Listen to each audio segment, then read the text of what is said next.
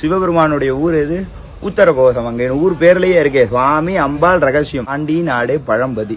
உலகத்துல எத்தனை தேசம் இருந்தாலும் பாண்டிய தேசமே பழமையான தேசம். காலையில திருவண்ணாமலை கதவை திறக்கும்போது உத்தரகோசமங்க சாமி வந்தாச்சுன்னு திறக்கணும். பூட்டும் போது உத்தரகோசமங்க சுவாமி போயிட்டாருன்னு பூட்டணும். ஹரணமா பார்வதி பதயே ஹர ஹர மகாதேவா.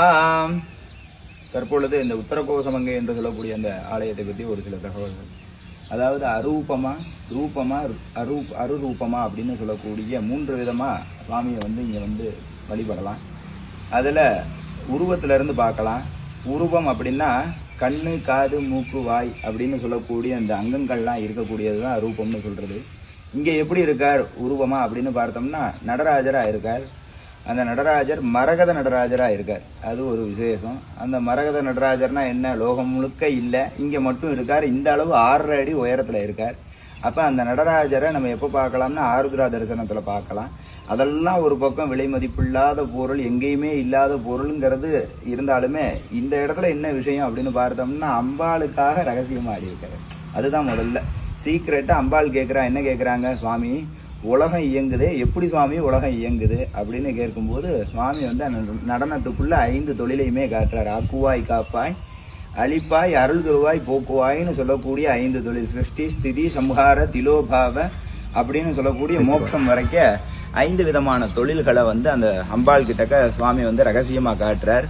அப்ப அப்படி காட்டும் போது அம்பாள் அப்ப பதஞ்சலிங்கிற அந்த ரிஷி கேட்கிறார், சுவாமி இந்த மாதிரி நடனத்துக்குள்ள இவ்வளவு ரகசியம் இருக்கு அப்படிங்கறதே எங்களுக்கு தெரியல சுவாமி, அந்த நடனத்தை நாங்களும் பார்க்கணும் அப்படின்னு கேட்கும்போது சுவாமி சொல்றார், அப்ப தில்லைக்கு வாப்பா, உத்தரகோசமங்கை உமையவளுக்கு மட்டும்தான் ரகசியம், ஒருத்தர் மட்டும்தான் இங்க அப்படின்னு சொல்லி தில்லைக்கு வர சொன்னதுக்கு அப்புறம் எல்லா ரிஷிகள் முனிவர்கள் எல்லாருக்கும் முன்னாடி அம்பலத்துல ஆடுறார்.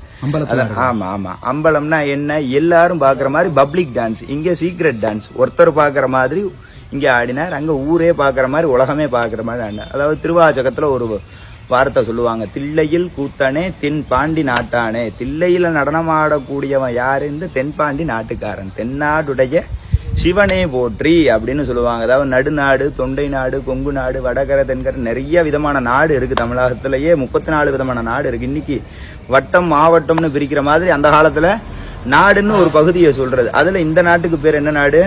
தென்னாடுன்னு பேரு. சிவபெருமானுடைய ஊர் எது? உத்தரகோசமங்கை. ஊர் பேர்லயே இருக்கே சுவாமி அம்பாள் ரகசியம். உத்தர சுவாமி, மங்கை அம்பாள், கோஷ ரகசியம். அப்போ ஊர் பேர்லயே யார் யார் இருக்கா? சிவன் பார்வதி ரகசியம்னு இருக்கு. கேட்கறதுக்கு நம்ம ஒரு வகையில புண்ணியம் பண்ணியிருக்கோம்னா வந்திருக்கோம் அப்படின்னா அவனுடைய அழைப்பு இல்லாம வர முடியாது.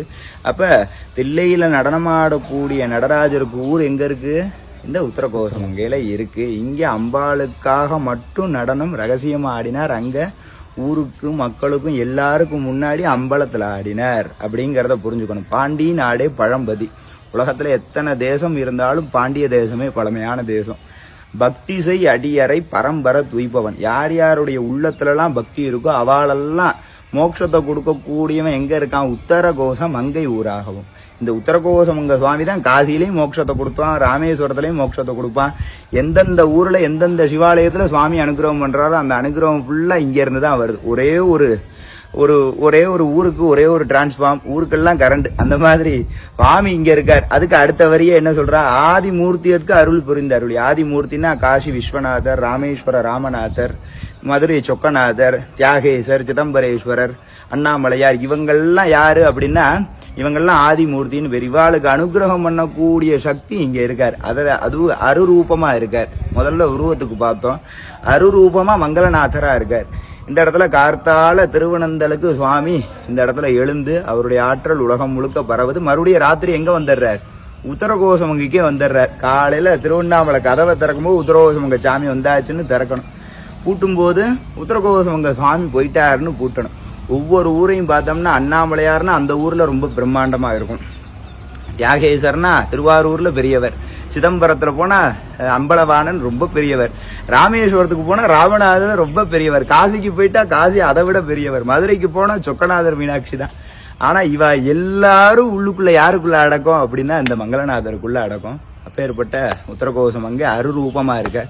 அரூபமா எப்படி இருக்காரு அப்படின்னா, இருக்கக்கூடிய உலகத்துல இருக்கக்கூடிய ஜீவராசி எல்லா ஜீவராசியுமே ஒரு தொடர்பு என்ன அப்படின்னு பார்த்தோம்னா, அந்த இதய துடிப்பு மட்டும்தான் தொடர்பு. மரத்துக்குள்ளேயும் செடிக்குள்ளேயும் பறவைக்குள்ளேயும் விலங்குக்குள்ளேயும் மனிதனுக்குள்ளேயும் இருக்கிற ஒரே தொடர்பு என்ன அப்படின்னு பார்த்தோம்னா துடிப்பு, உயிர் மட்டும்தான். ஏன்னா நமக்கு இருக்கிற ரேகை நமக்கு மட்டும்தான். 800 கோடி பேர் இருந்தாலும் ஒவ்வொருத்தவாளுக்கும் ஒவ்வொரு ரேகையே மாறுது அப்படின்னா, அப்ப ஒவ்வொருத்தவாளை வேற்றுமைப்படுத்தினதும் இறைவன் தான். அத்தனை பேருக்குள்ளேயும் ஒரு ஒற்றுமையை உண்டு பண்ணதும் இறைவன் தான். அப்ப என்ன ஒற்றுமையை உண்டு பண்ணியிருக்காரு எல்லா ஜீவாத்மாக்குள்ளேயும் அப்படின்னு பார்த்தோம்னா, எல்லாத்துக்குள்ளேயுமே ஜீவன் ஒன்று இருக்கு.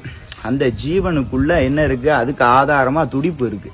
அந்த துடிப்புக்கு யார் யார் இருக்கான்னா, சிவனும் பார்வதியும் இருக்கா. இங்க இருக்கக்கூடிய உத்தரன்னு சொல்லக்கூடிய சிவபெருமானும் மங்கையர்னு சொல்லக்கூடிய பார்வதி கோஷம்னா ரகசியமா இருக்காங்க. நமக்கே தெரியாம நமக்குள்ள யார் யார் இருக்கா அப்படின்னா அந்த சிவனும் பார்வதியும் இருக்கா. அப்பேற்பட்ட மகத்துவமான ஊர்.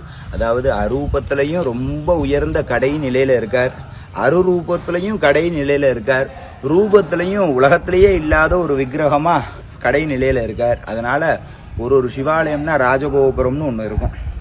அந்த ராஜகோபுரத்துக்கிட்ட ஒரு மகா கணபதி இருப்பார். அவர்கிட்ட அழகா பிள்ளையார் கொட்டின்ட்டு மக்கள்லாம் என்ன பண்ணணும் அப்படின்னா, அந்த இடத்துல பேச்சை விட்டுறணும். பிள்ளையார் கொட்டின்ட்டு அந்த இடத்துல பேச்சை விட்டுறணும்.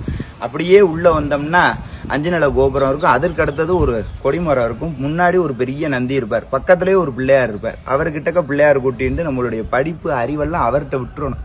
விட்டுட்டு பின்னாடி திரும்பினோம்னா நந்தீஸ்வரர் இருப்பார். அவர்கிட்ட குரு நமஸ்காரம் பண்ணிட்டு என்ன சொல்லணும், சுவாமியை பார்க்க வந்திருக்கேன்னு தான் சொல்லணும், கண்டதான் சொல்லப்படாது. அவர்கிட்ட சொல்லிட்டு அப்படியே வந்தோம்னா துவாரபாலகர் பக்கத்துல ஒரு பிள்ளையார் இருப்பார். பிள்ளையார் கொட்டிண்டு பிராணாயாமம் பண்ணிட்டு அலைபாயற மனசெல்லாம் அவர்கிட்ட விட்டுறணும். அப்படியே விட்டுட்டு வந்தோம்னா உள்ளுக்குள்ள சுவாமி சன்னதிக்கு முன்னாடி ஒரு பிள்ளையார் இருப்பார். அவர்கிட்ட பிள்ளையார் கொட்டிட்டு இந்த உடம்பையே விட்டுறணும். ஒவ்வொரு இடத்துலயும் ஒன்னொன்னு விட்டாச்சு. மிஞ்சறது என்னன்னா ஜீவாத்மான்னு பேரு, அவருக்கு பேரு பரமாத்மான்னு பேர். ரெண்டும் பேசி பழகணும். ஏன், ஒரு நாள் இந்த உடம்பை விட்டு இந்த ஜீவாத்மா பிரிஞ்சிடும் சுவாமி, மறுபடியும் உடம்பையே என் ஆன்மா தேடப்படாது. எனக்கும் அழிவில்லை, இந்த ஜீவாத்மாவுக்கும் அழிவில்லை, பரமாத்மாவுக்கும் அழிவில்லை. ஆனா இந்த உடம்புக்கு என்ன இருக்கு, அழிவு உண்டு. அழிவை நோக்கி போறதை நோக்கி இந்த ஜீவாத்மா போயிடக்கூடாது. அப்படிங்கிறதுக்காக வாழும் போதே விட்டு பழகிட்டோம்னா ஒரு நாள் இந்த ஜீவாத்மா பிரிஞ்சதுன்னா பரமாத்மாவை தான் தேடுமே ஒழிய ஒரு உடம்பை தேடாது. அதனால ஒரு சிவாலயம்னா இதெல்லாம் விட்டுட்டு தான் போகணும். எல்லாத்தையும் விட்டுடணும். வாழும் போதே நம்ம அந்த பக்குவத்தை வளர்த்துக்கணும். அந்த பாடசாலையா 1000 சிவாலயம் தமிழ்நாட்டில் இருக்கு. அப்பேற்பட்ட ஆலயங்கள்ல மௌனமா இருக்கணும். ரொம்ப சுவாமிகிட்ட என்ன வேண்டிக்கணும்னா அந்த சிவ பேரு மட்டும்தான் வேண்டிக்கணும். சுவாமி ரொம்ப பெரியவர், என்ன அப்பேற்பட்டவர்ல இந்த உத்தரகோசம் ரொம்ப ரொம்ப பெரியவர். அதனால அவரெல்லாம் மனசுக்குள்ள நமக்குள்ளதான் இருக்கார். அந்த சிவத்தை நம்ம நன்னா பார்த்துட்டோம்னா இங்க இருக்கிற சிவன் நமக்கு நல்லாவே தெரியும். எல்லாரும் நல்லா இருக்கும்.